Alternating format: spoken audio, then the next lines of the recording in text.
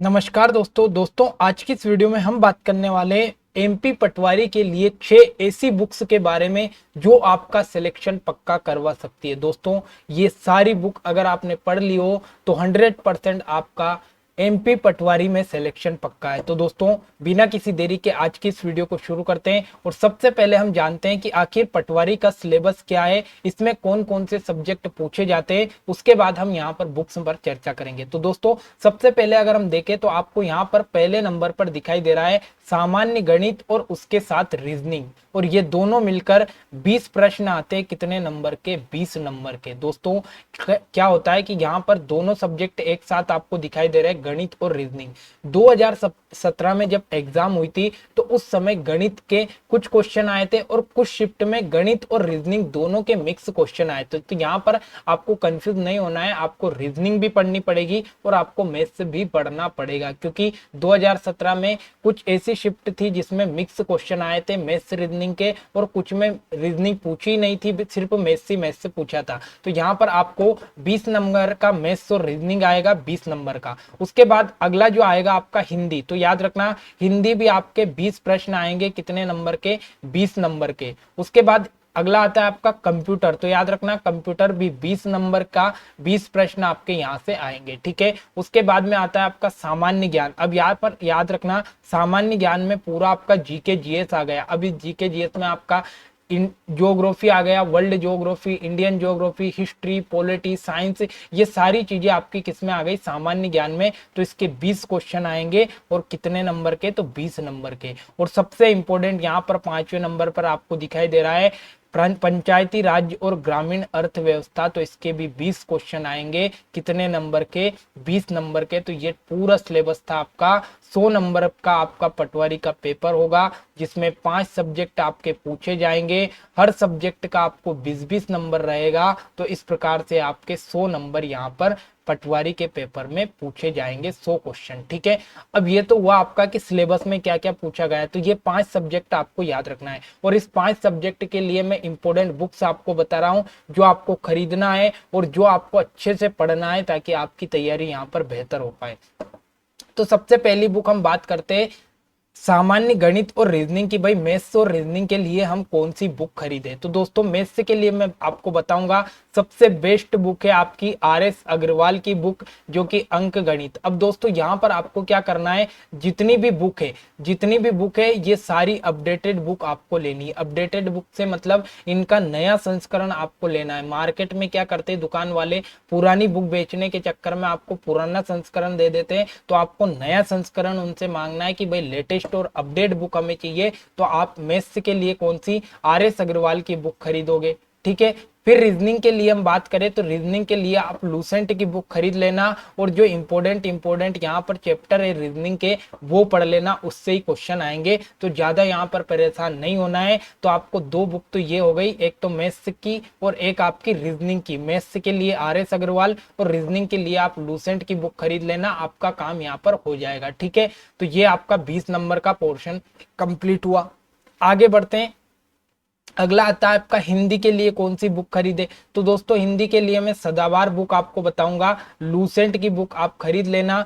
20 number की हिंदी पूछी जाएगी, बिल्कुल इजी हिंदी आती है। तो आप लूसेंट को अगर 1-2 बार पढ़ लोगे तो आपके 20 में से ये मानकर चलना 18 नंबर पक्के हो जाएंगे। 1-2 नंबर अगर आप भूल भी जाओगे तो कोई दिक्कत नहीं, लेकिन आपके पूरे नंबर यहाँ से पक्के हो जाएंगे। तो हिंदी के लिए लूसेंट की बुक सबसे बेस्ट बुक आपको यहाँ पर मिल जाएगी। अगली बुक हम बात करें कंप्यूटर के लिए। तो याद रखना कंप्यूटर भी आपका 20 नंबर का आ रहा है, और 20 नंबर का कंप्यूटर आएगा। तो उसके लिए सबसे बेस्ट बुक अभी तक मैं बताऊंगा तो ये आपकी परीक्षा मंथन की कंप्यूटर की बुक बहुत ही बेस्ट बुक है। ये परीक्षा मंथन की बुक आपका एमपी पटवारी में तो काम देगी, आपका सीपीसीटी का जो एग्जाम होगा उसमें भी आपके लिए रामबाण सिद्ध होगी, क्योंकि सीपीसीटी के एग्जाम में भी बहुत ही अच्छा पेपर आता है कंप्यूटर का। तो उसमें भी आपके लिए बेस्ट बुक होगी कंप्यूटर की बुक। कौन सी? परीक्षा मंथन की बुक आती है कंप्यूटर की। और इसका भी याद रखना, इसका नया संस्करण, ये भी लेटेस्ट वाली बुक लेना, क्योंकि पुरानी बुक ज्यादा चल रही है परीक्षा मंथन की, लेकिन नई बुक अभी आई है वो आपको खरीदना है परीक्षा मंथन की। तो वो आपके लिए बेस्ट बुक रहेगी। ठीक है। उसके बाद अगली बुक आती है आपकी सामान्य ज्ञान। अब सामान्य ज्ञान में बिल्कुल सामान्य से क्वेश्चन पूछेंगे, तो हम क्यों ना सामान्य बुक ही पढ़ ले जो हम सदाबार पढ़ते आ रहे हैं। तो याद रखना आप लूसेंट की बुक खरीद लेना, और लूसेंट की बुक खरीदने की जरूरत है ही नहीं, क्योंकि हर स्टूडेंट के पास लूसेंट की बुक मिल जाती है। तो 2-3 बार लूसेंट की बुक पढ़ना, आपके यहाँ से 20 नंबर पक्के हो जाएंगे, 20 नंबर पक्के हो जाएंगे। मोस्ट इंपोर्टेंट, लूसेंट की बुक से आपके 20 नंबर पक्के हो जाएंगे, क्योंकि सारे सब्जेक्ट इसमें निपट जाएंगे, जीके जीएस वाले, ठीक है। तो ये 20 नंबर आपके पक्के हो जाएंगे।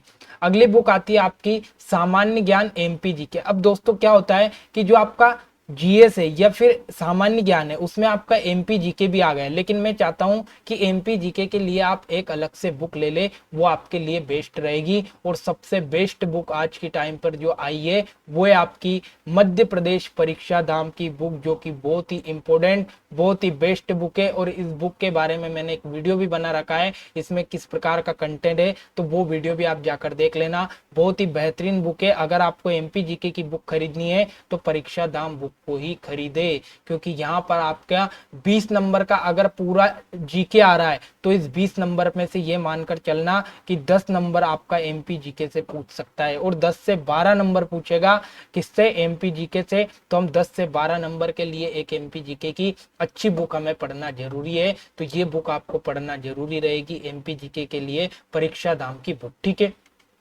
अगला आता है आपका पंचायती राज और ग्रामीण अर्थव्यवस्था। दोस्तों ये थोड़ा सा यहाँ पर क्या है, ये थोड़ा सा टफ सब्जेक्ट है, इसमें यहाँ पर बहुत ही ज्यादा कंफ्यूजन आपको रहेगी। लेकिन मैं आपको क्या कहूंगा कि मैं आपको ये कहूंगा कि कोई भी अगर बड़ी कोचिंग है, जैसे आपकी दृष्टि जैसी कोचिंग है, तो इस दृष्टि जैसी कोचिंग के आप क्या कर लो, एक नोट्स मंगवा लो। उस नोट्स को मंगवा लो, किसका, पंचायती राज और ग्रामीण अर्थव्यवस्था का। पहले उस नोट्स को पढ़ लो। उस नोट्स को पढ़ने के बाद में यहाँ पर एक श्री कबीर पब्लिकेशन की एक नई बुक आई है, जिसमें यहाँ पर ग्रामीण अर्थव्यवस्था एवं पंचायती राज्य के महत्वपूर्ण एमसीक्यूज वाली जो बुक है, ये आप खरीद लो। बिल्कुल सस्ती बुक है, 100 रुपए में मिल जाएगी ये बुक आपको। तो इसके ऑब्जेक्टिव लगा लो, पहले आप बड़ा नोट्स पढ़ लो किसी कोचिंग का, फिर क्वेश्चन लगा लो, तो आपके यहाँ पर नंबर अच्छे पक जाएंगे। यहाँ से बहुत ही ज्यादा डिफिकल्ट क्वेश्चन आते हैं।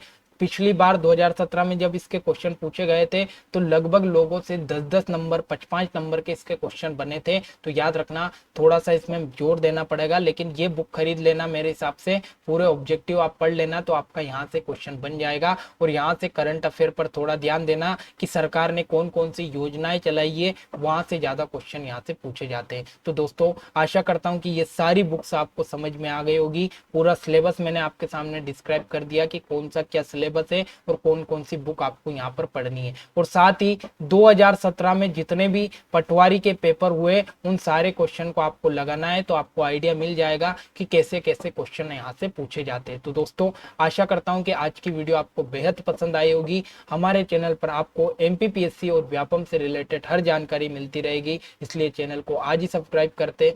मिलते अगले वीडियो में एक नई और लेटेस्ट जानकारी के साथ। जय हिंद, जय भारत।